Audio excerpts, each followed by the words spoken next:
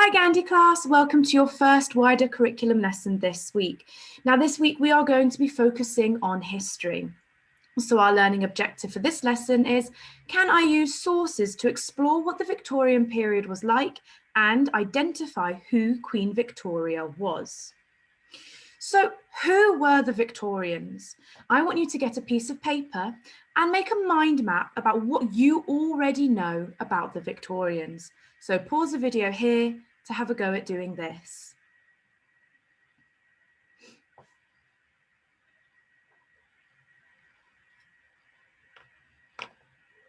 Okay, so let's put it into perspective.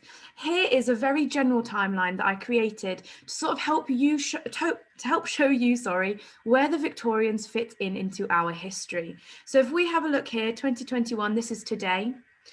We've got World War II, then World War I, and then we're looking at the Victorians. So the Victorians were from 1837 to 1901. And then further back in history, you've got the Tudors, the Vikings, the Anglo-Saxons. Now these two overlap a little bit. Roman Britain, and then the Stone, Bronze and Iron Ages. And we're actually going to be looking at the Stone, Bronze and Iron Ages later on this year. So here are 5 facts about the Victorian period that I'd like to share with you. So the Victorian period refers to the time in Britain when Victoria was the Queen, and this was from 1837 to 1901. Everyday life was quite different to how it is now. Most people did not have access to electrical devices or cars for quite a lot of this period. So they didn't have phones. They didn't have, Nintendo Switches like we do. They didn't have TVs. They didn't have access to a lot of electrical things. And it took a while for cars to be invented as well. Before that, they were using carriage and horses, or they were riding on horses. So that's just something to share with you as well. The Victorian period was a time of huge change. Britain's population doubled in size and busy cities began to grow and thrive. So by that word thrive, we mean that they were able to really, be the best that they could possibly be, and they were doing lots and lots of things. Many new inventions came about during this period, including railways and factory machines. And lastly, the increase in population meant that demand for food and housing was really high, and many people ended up living in poverty. And by that word poverty, we mean that they had no money and they were really struggling to make ends meet. Okay, so who was Queen Victoria? Queen Victoria was queen for almost 64 years.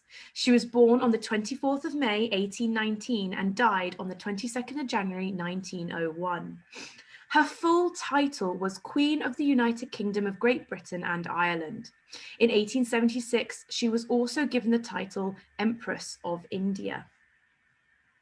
Under her rule, a lot of places were discovered, places that had not been travelled to before. A lot of places were discovered, and she colonised a lot of different countries.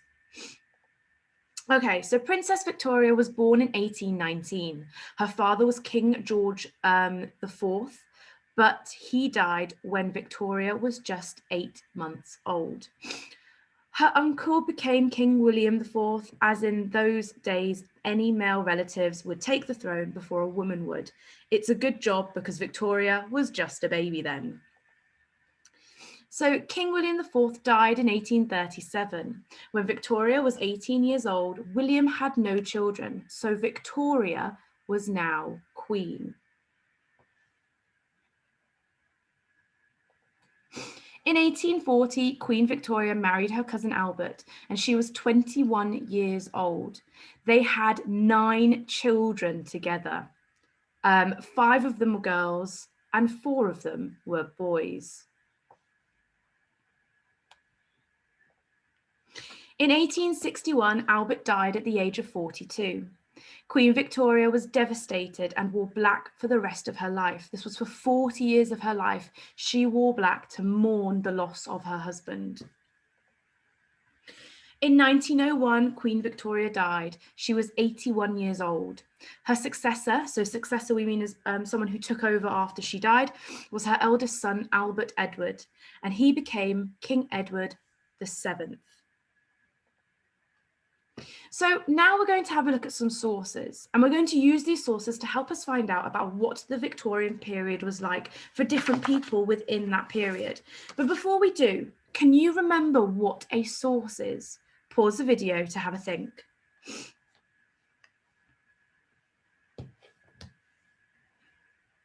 Okay, so a source is something that tells us about history. Now, it could be a primary source, which is something from that time, so paintings, photos, objects, letters. It could be a secondary source, so something written after that time using the help of a primary source. It could also be a tertiary source, which is something that summarizes information from primary and secondary sources, like an encyclopedia. So we're going to have a look at 4 primary sources. These are going to be paintings. And we're going to analyse each painting to help us understand what the Victorian period was like. So as we look at each painting, I want you to think about and note down. So this is now the point to get either a piece of paper or your mini whiteboard. And I want you to think about what is happening in the painting. What are their clothes like? How do they look? Are they happy? Are they sad? Are they excited? Are they angry? And I also want you to have a look at the name of the painting. What does it tell you? So get your whiteboard ready or your piece of paper, and I want you to have a look at this painting here. So this painting is called The Pinch of Poverty. It was created by an artist called Thomas Benjamin Kennington in 1889. So look at this painting here. What is happening? What can you see is happening in this painting? What do their clothes look like? How do they look? And what does the name tell you? Now I want you to pause the video and I want you to have a go at doing this by yourself, and then I'm going to speak to you about this painting. So pause the video to have a go.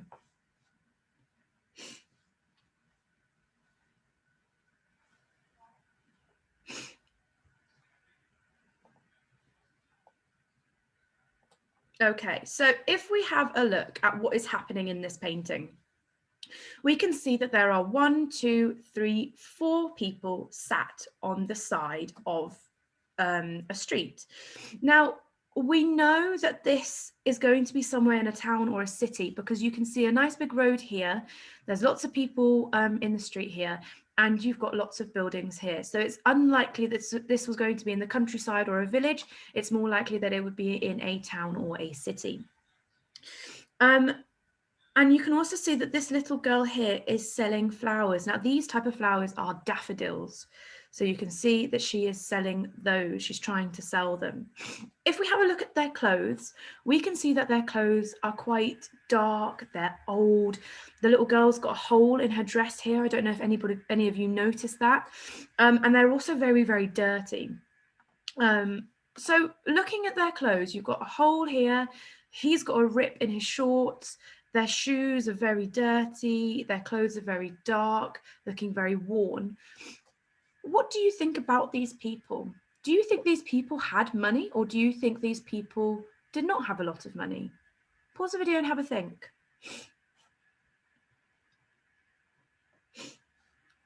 Well done. So these clothes would suggest to us that these people did not have a lot of money. If you have a look at their faces, they look very sad. They look very tired. The mother looks very stressed, if you ask me. And they also look very disheveled, which means basically they don't look like they've been looking after themselves very well. And then if we have a look at the name, The Pinch of Poverty. Now, being in a pinch is a phrase that people use when they're in a bit of a tight spot. And poverty means that they don't have a lot of money. So by saying that they're in a pinch of poverty, it means that they're in a very tight spot and they're really struggling to make ends meet. They're really struggling to live each day as it comes. So now you know all this. I want you to have a think. What do you think their home would be like if they were to leave the corner of this street here after selling their daffodils? What do you think the home that they go to would look like? Pause the video and have a think.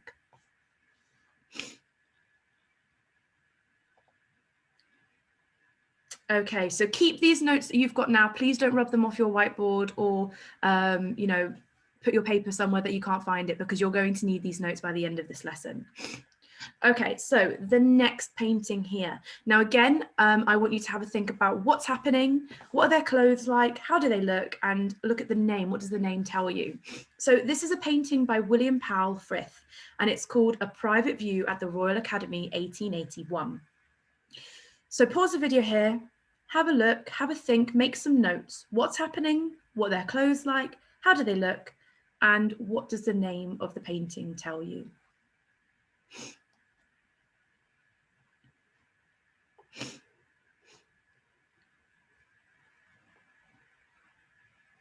Okay, so if we have a bit of a deeper look at this painting, you can see that this is a very crowded space. There are lots of people here, and you've got a mix of adults and a mix of children, and they all look as though they are looking at something. If you have a look in the background here, we've got loads of beautiful paintings, and there are a lot of them on the walls. And I would assume that this lady here is looking up at one of these paintings.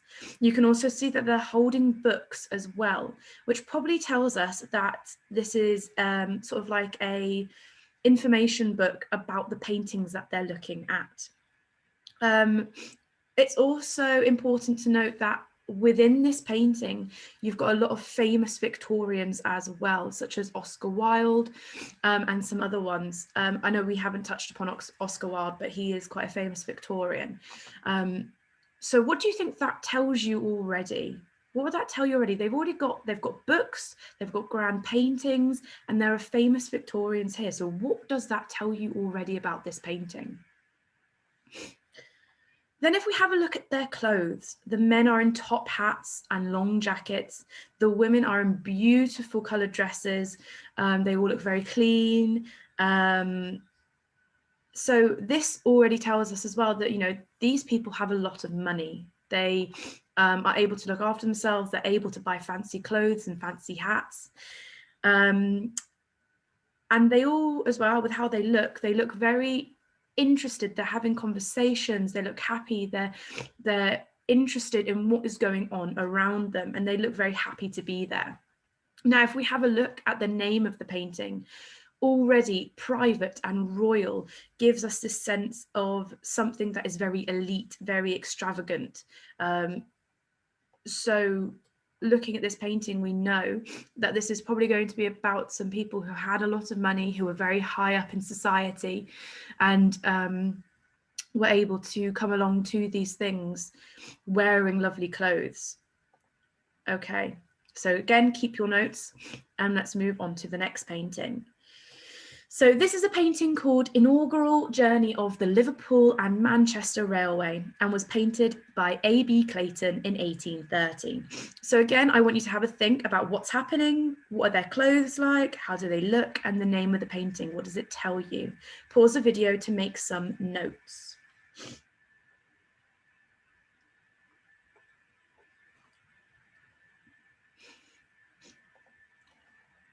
Okay, so what's happening is this is actually the first modern intercity passenger railway that relied on steam power instead of horsepower and locomotives. Now, this tells us what's happening is that these people here are travelling from Liverpool to Manchester. So that's what we know. And we know it's a steam train because if you look into the distance here, you can see the chimney, which is where the steam would have come out of. So if you have a look at their clothes, you can see that their clothes, again, are quite fancy. The men are in top hats and long jackets. The women are wearing nice hats and nice clothes. And I know you can't see very clearly, it's not a very clear painting, but you can tell that these are not poor people. They have some money. If you have a look at how they look, now again, you can't see their faces very well, but you can see that they're in deep conversations. They look quite happy, having a good time to be there. You can see these two men here have got their hands up as though they are either waving or maybe cheering. So that suggests to us that, you know, they're all having quite a good time. And then again, the name here tells you that this is about a journey. Okay, and our last painting. So again, what is happening? How do they look? What are their clothes like? And what does the name tell you? Now, this is a painting that was painted in 1875 by Sir Luke Fildes and is called The Widower. So pause the video here and make some notes about what you think about this painting.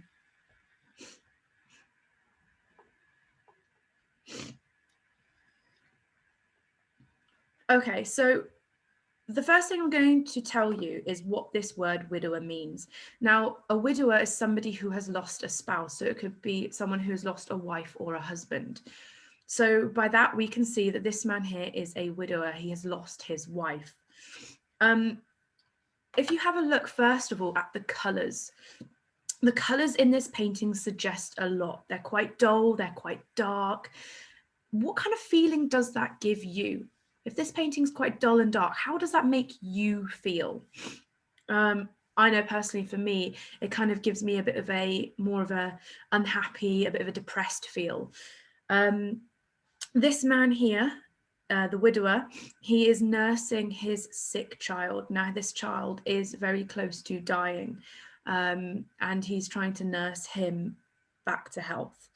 If you have a look at the eldest son and the dad, they're covering their mouths.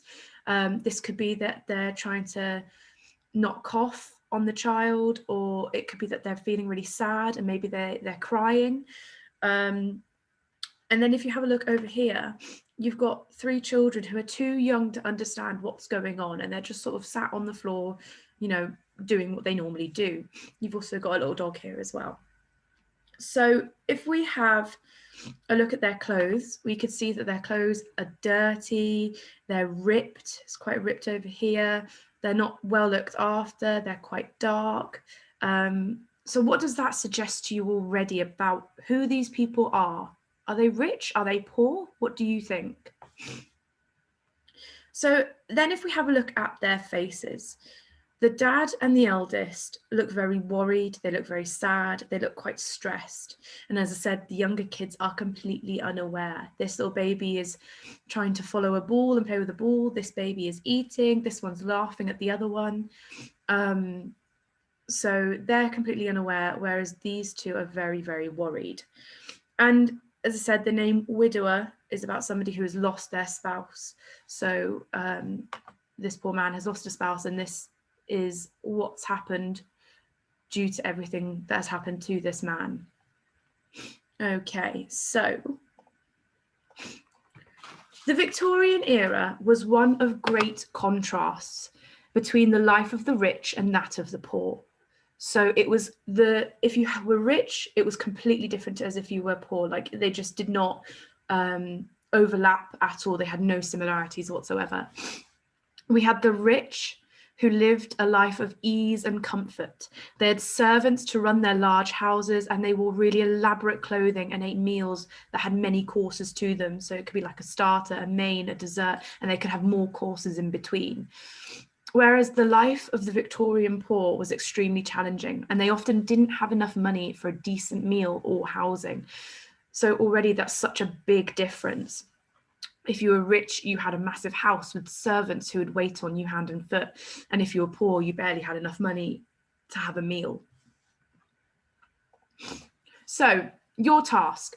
I want you to summarize what the Victorian period was like using the paintings we made notes on to help you, and any other pieces of information that you have seen from our notebook. Now, you can either record yourself talking about it as though you are an historian, or you can write yourself a paragraph about it. Please make sure you upload your work to Tapestry, and I will see you next time, Gandhi class. Bye.